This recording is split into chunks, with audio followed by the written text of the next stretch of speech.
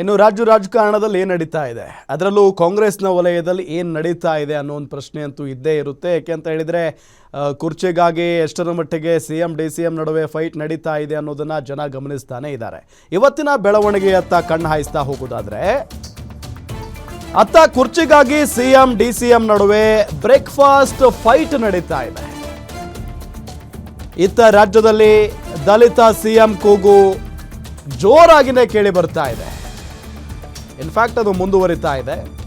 Doctor G ಪರಮೇಶ್ವರ್ಗೆ CM ಸ್ಥಾನ ಕೊಡುವಂತೆ ರಕ್ತದಲ್ಲಿ ಪತ್ರವನ್ನ ಬರೆದಿದ್ದಾರೆ. ಸಾಮೂಹಿಕವಾಗಿ ರಕ್ತದಲ್ಲಿ ಪತ್ರ ಬರೆದು ಹೈಕಮಾಂಡ್ಗೆ ಒತ್ತಾಯವನ್ನ ಮಾಡಿರೋದು. ತುಮಕೂರಿನಲ್ಲಿ ದಲಿತ ಸಂಘಟನೆಗಳು ಒತ್ತಾಯವನ್ನ ಮಾಡಿದ್ದಾವೆ. ಡಾಕ್ಟರ್ ಜಿ ಪರಮೇಶ್ವರ್ ಅವರಿಗೆ ಮುಖ್ಯಮಂತ್ರಿ ಸ್ಥಾನ ಕೊಡಿ. ಟೌಲ್ ವೃತ್ತದ ಅಂಬೇಡ್ಕರ್ ಪುತ್ಥಳಿ ಎದುರು ನಡೆದಿರುವಂತಹ ಪ್ರತಿಭಟನೆ ಇದು. 2 ಬಾರಿ KPCC ಅಧ್ಯಕ್ಷರಾಗಿ ಪಕ್ಷ ಅಧಿಕಾರಕ್ಕೆ ತಂದಿದ್ರು ಪರಮೇಶ್ವರ್. ಅತ್ತ ಕುರ್ಚಿಗಾಗಿ CM DCM ನಡುವೆ ಫೈಟ್ ನಡೀತಾ ಇದ್ರೆ, ಮತ್ತೊಂದು ಕಡೆ ದಲಿತ CM ಕೂಗು ಜೋರಾಗಿನೇ ಕೇಳಿ ಬರ್ತಾ ಇರೋದು. ಅದರಲ್ಲೂ ಬಹಳ ದೊಡ್ಡ ಮಟ್ಟದಲ್ಲಿ ಹೆಸರು ಕೇಳಿ ಬರ್ತಾ ಇರೋದು ಡಾಕ್ಟರ್ ಜಿ ಪರಮೇಶ್ವರ್ ಅವರದ್ದು. KPCC ಅಧ್ಯಕ್ಷರಾಗಿದ್ದುಕೊಂಡು 2 ಬಾರಿ ಪಕ್ಷವನ್ನ ಅಧಿಕಾರಕ್ಕೆ ತಂದಿರುವಂತಹ ಕೀರ್ತಿ ಅವರದ್ದು. ಸಾಮೂಹಿಕವಾಗಿ ರಕ್ತದಲ್ಲಿ ಪತ್ರ ಬರೆದಿದ್ದಾರೆ ನೋಡಿ, ಅಲ್ಲಿ ದೃಶ್ಯದಲ್ಲಿ ನಿಮಗೆ ತೋರಿಸ್ತಾ ಇದ್ದೀವಿ.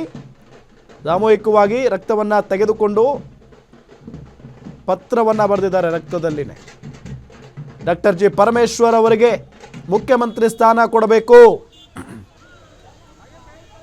ಅವರ ಬೆಂಬಲಿಗರು, ಅವರ ಅಭಿಮಾನಿಗಳ ಒತ್ತಾಸೆ ಆಗಿರೋದಿದು. ಒತ್ತಾಯವನ್ನ ಮಾಡಿದ್ದಾರೆ ಈ ಮುಖೇನ.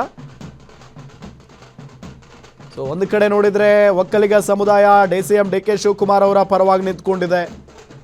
ಇನ್ನು ಮತ್ತೊಂದು ಕಡೆ ಅಹಿಂದ ನಾಯಕ ಅಂತ ಹೇಳಿ ಗುರುತಿಸಿಕೊಂಡಿರುವಂತಹ CM ಸಿದ್ದರಾಮಯ್ಯ ಅವರ ಪರವಾಗಿ ಅಹಿಂದ ನಾಯಕರು, ಅಹಿಂದ ಸಮುದಾಯ ನಿಂತ್ಕೊಂಡಿದೆ.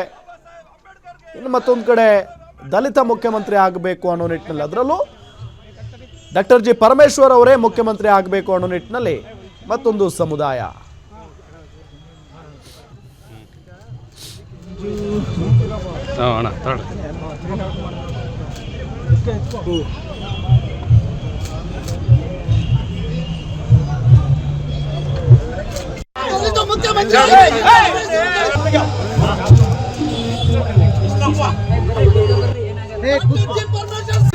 ಪರಮೇಶ್ವರ್ಗೆ ಮುಖ್ಯಮಂತ್ರಿ ಸ್ಥಾನ ಬಿಟ್ಕೊಟ್ಟು ನಮ್ಮ ರಾಜ್ಯ ನಾಯಕರು ಮತ್ತು ಯಾಕಪ್ಪ ಕೇಳ್ತಿದ್ವಿ ಅಂದ್ರೆ, ದಲಿತರ ಕೂಗು ಇವತ್ತಿಂದ ಜನತೆ ಏನಪ್ಪ ಕೇಳ್ತಾವ್ರಂದ್ರೆ, ನಿಮ್ಗೆ ಜನರಲ್ ಕೋಟದಲ್ಲಿ ಮಾಡಕ್ ಆಗ್ಲಿಲ್ಲ ಅಂತ. ಹಾಗಾಗಿ ಡಾಕ್ಟರ್ ಜಿ ಪರಮೇಶ್ವರ್